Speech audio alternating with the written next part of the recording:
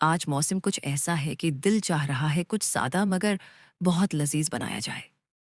और जब बात सादगी और जायके की हो तो मटर पुलाव से बेहतर भला क्या हो सकता है। मटर छीलते हुए मुझे वो दिन याद आ रहे हैं जब सर्दियों की धूप में हम सब सहन में बैठकर मटर निकाला करते थे। वो एक मुकाबला होता था कि कौन सबसे पहले प्याला भरेगा। और अक्सर हम मटर छीलते छीलते आधे तो कुछ ही खा जाते थे। मटर पुलाव सिर्फ एक डिश नहीं है, ये सर्दियों की इन दोपहरों की याद है जब पूरा घर चावलों की खुशबू से महक उठता था।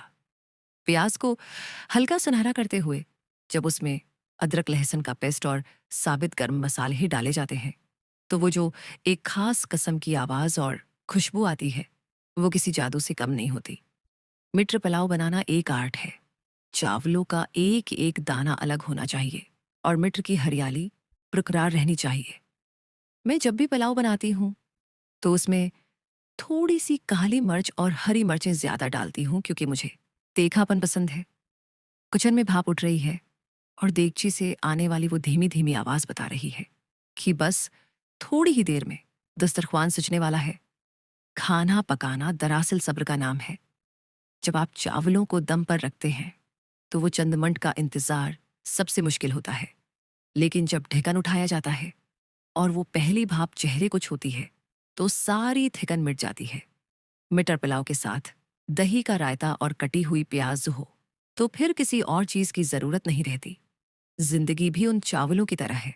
अगर हम इसमें सही मिकदार में मेहनत मोहब्बत और सब्र का तड़का लगाएं तो अंजाम हमेशा बहुत मीठा और प्रसकून होता है। आज का ये मटर पुलाव मैंने बहुत मोहब्बत से तैयार किया है।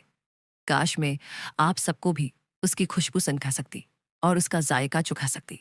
उम्मीद है कि मेरी आज की ये छोटी सी कहानी, ये किचन की मसरूफियत और मटर पुलाव की ये यादें आपको पसंद आई होंगी। अगर आपको मेरी ये वीडियो अच्छी लगी है और आप चाहते हैं कि मैं उसी तरह अपनी ज़िंदगी के छोटे छोटे लम्हात और मज़ेदार रेसिपीज़ आपके साथ शेयर करती रहूं, तो मेरे उस चैनल को सब्सक्राइब सब्सक्राइब ज़रूर कीजिएगा। आपका एक एक लाइक मुझे बहुत हौसला देता है। और कमेंट सेक्शन में अपनी राय ज़रूर बताइएगा कि आपको मटर पुलाव कैसा लगता है। वीडियो को अपने दोस्तों और घर वालों के साथ शेयर करना मत भूलिएगा। आज की सुबह कुछ मुख्तलिफ थी। खिड़की से आने वाली धूप की किरणें जब किचन के फर्श पर पड़े तो ऐसा लगा जैसे जिंदगी मुझसे कुछ कह रही हो। अक्सर लोग कहते हैं कि घर के काम, बर्तन धोना या खाना पकाना एक थका देने वाला अमल है, लेकिन मेरे लिए ये वक्त खुद से बातें करने का होता है। जब मैं सिंक के पास खड़ी होती हूँ और पानी की आवाज गूंजती है तो मेरे जहन में यादों का एक पूरा जहान खुल जाता है। आज बर्तन धोते धोते मुझे अपने बचपन का वो घर याद आ गया जहां हम सब मिलकर रहा करते थे। मुझे याद है, एक बार सर्दियों की एक शाम थी। अम्मी किचन में मसरूफ थी और बाहर बारिश हो रही थी। मैंने जिद की कि आज मैं खुद चाय बनाऊंगी। वो मेरी पहली कोशिश थी किचन में कदम रखने की। और सच्ची बात तो ये है कि वो चाय कम और मीठा, पानी ज्यादा लग रहा था। लेकिन अबा ने वो चाय ऐसे पी जैसे दुनिया का बेहतरीन मशरूब हो।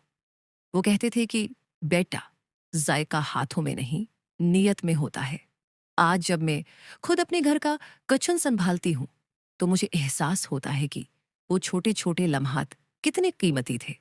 जिंदगी भी उन गंदे बर्तनों की तरह होती है। हर रोज ढेर लग जाता है।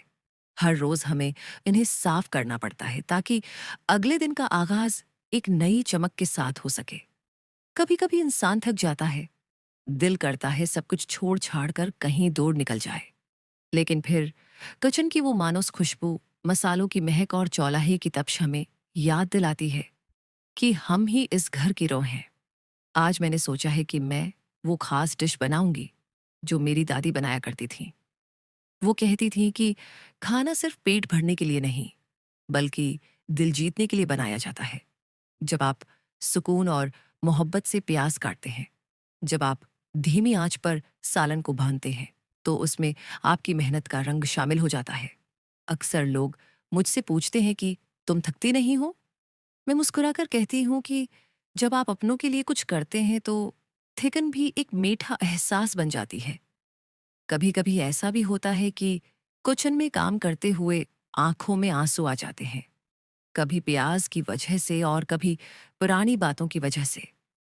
वो वक्त जब हम सब बहन भाई दस्तरख्वान पर बैठकर एक दूसरे की प्लेटों से बोटियां चराया करते थे। वो शौर, वो कहकाए, अब सब अपनी अपनी जिंदगियों में मसरूफ हो गए हैं। लेकिन ये कचन, ये चौलाहा और ये बर्तन आज भी मुझे उन रिश्तों से जोड़े हुए हैं। अब देखिए, बातें करते करते आधे से ज्यादा बर्तन धल चुके हैं और कचन चमकने लगा है। मुझे सफाई के बाद किचन की वो हालत बहुत पसंद है, जब हर चीज अपनी जगह पर होती है। ऐसा लगता है जैसे जिहन का बोझ भी हल्का हो गया हो। अब मैं चाय का एक कप बनाऊंगी और खिड़की के पास बैठकर थोड़ी देर सुकून से सोचूंगी कि कल क्या नया करना है। जिंदगी गुजरती जा रही है, लेकिन उन छोटी छोटी खुशियों को समेटना ही असल कमाल है। पुलाव तो अब दम पर है, लेकिन दस्तरख्वान तब तक उधारा रहता है जब तक उसके साथ ठंडा और चटपटा रायता ना हो। मैंने सोचा है कि आज बिल्कुल रवायती अंदाज में खीरा, प्याज और टमाटर का कचौमर रायता बनाऊंगी। दही को फेंटते हुए जो एक मुलायम सी लहर बनती है, वो देखकर ही दिल खुश हो जाता है। सबसे पहले मैंने हरी मिर्चों और हरे धनिये को थोड़ा सा नमक डालकर पैस लिया है, ताकि दही में वो असली हरियाली और तीखापन आ सके। अब बारी आती है सब्जियों की कटंग की। खीरे की वो मखसूस महक किचन में फैल रही है। उससे बारीक बारीक चौकोर काटना एक थेरापी की तरह लगता है। प्याज को काटते हुए भले ही थोड़ी सी आंखें नम हो जाए, लेकिन जब उसे नमक लगाकर धो लिया जाए और वो बिल्कुल करची से क्रंची हो जाए, तो रायते का मजा ही बदल जाता है। टमाटरों की सरखी और खीरे की सफेदी जब दही के सफेद रंग में मिलती है, तो एक खूबसूरत मंजर बन जाता है। मैंने उसमें थोड़ा सा भना हुआ सफेद जीरा भी शामिल किया है, क्योंकि जीरे की खुशबू मटर पुलाव के साथ एक खास ताल्लुक रखती है। रायते में ये रंग बरंगी सब्जियां डालने के बाद जब मैं चम्मच चलाती हूँ, तो ऐसा लगता है जैसे एक छोटी सी कायनात इस प्याले में समट आई हो। फ्रिज से निकाले हुए ठंडे दही का ये रायता और गरम गरम मटर पुलाव, ये वो कॉम्बिनेशन है जिसके सामने दुनिया के तमाम महंगे खाने हिंज लगते हैं। दस्तरख्वान अब सज चुका है, पुलाव का दम खुल गया है और एक एक दाना खुला हुआ है। मटरों की चमक और चावलों की खुशबू ने पूरे घर को अपनी लपेट में ले लिया है। रायते का प्याला साथ धरा है और अब बस इंतजार है कि सब घर वाले जमा हों और हम मिलकर इस सादा मगर बादशाहों वाली नामत का लुत्फ उठाएं।